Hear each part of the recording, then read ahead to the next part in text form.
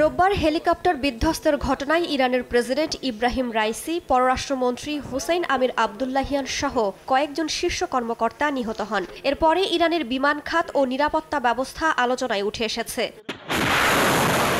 Tehran অত্যাধুনিক drone, ক্ষেপণাস্ত্র ও অন্যান্য যুদ্ধ সরঞ্জামে দুর্বার গতিতে এগিয়ে গেলেও অনেক পিছিয়ে বিমান শিল্পে। আন্তর্জাতিক গণমাধ্যম বলছে, অন্য অনেক দেশের তুলনায় দুর্বল রয়ে গেছে ইরানের এই খাতটি। মার্কিন নিষেধাজ্ঞার কারণে নিজেদের বিমান বহরকে উন্নত করতে পারেনি তেহরান। ইব্রাহিম রাইসিকে বহনকারী হেলিকপ্টারটি মার্কিন বেল 212 মডেলের। 70-এর মাঝামাঝি সময় ইরানের শাহ পাহলাভি এই হেলিকপ্টার যুক্তরাষ্ট্রের কাছ থেকে আনে।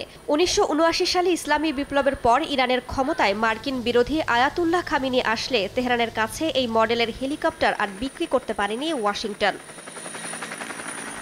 ইরানের গণমাধ্যম বলছে, 1990-এর দশক থেকে বেসামরিক বিমানের সংকটে ভুগছে দেশটি। মার্কিন নিষেধাজ্ঞার জেরে পশ্চিমা কোম্পানিগুলোর কাছ থেকে নতুন বিমান বা খুচরা যন্ত্রাংশ কেনা প্রায় অসম্ভব হয়ে পড়েছে তেহরানের। মধ্যস্থতাকারী দেশগুলোর মাধ্যমে পুরানো খুচরা যন্ত্রাংশ সংগ্রহ করে থাকে ইরান। তবে সময়ের সঙ্গে সঙ্গে তেহরানের বিমান বহরের প্রযুক্তিগত অবস্থা ক্রমাগত অবনতি হয়েছে। পুরাতন হয়ে পড়েছে ইরানের বিমান ও নৌবহর।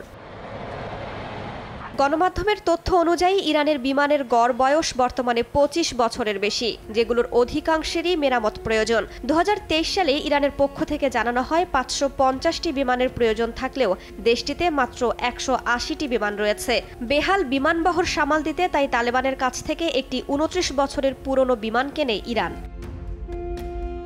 ইরানের সংস্কারপন্থী সরকার থাকাকালীন পশ্চিমাদের সঙ্গে একটি চুক্তির মাধ্যমে দেশের বিমানবহরকে আধুনিকীকরণ করার লক্ষ্য হাতে নেওয়া হয়। তবে পশ্চিমারা ইরানের পারমাণবিক কার্যক্রম সীমিত করার বিনিময়ে নিষেধাজ্ঞা প্রত্যাহার এবং ইরানের পরমাণু কেন্দ্রে আন্তর্জাতিক পরিদর্শকদের অনুমতি দেওয়ার শর্ত জুড়ে দেয়। এরই জেরে কট্টরপন্থীদের ব্যাপক বিক্ষোভের মুখে পড়ে সংস্কারপন্থী সরকার। তবে সাবেক মার্কিন প্রেসিডেন্ট ডোনাল্ড ট্রাম্প সেই চুক্তি থেকে প্রত্যাহার করে পুনরায় নিষেধাজ্ঞা আরোপ করলে এই প্রচেষ্টা স্থগিত হয়ে যায়।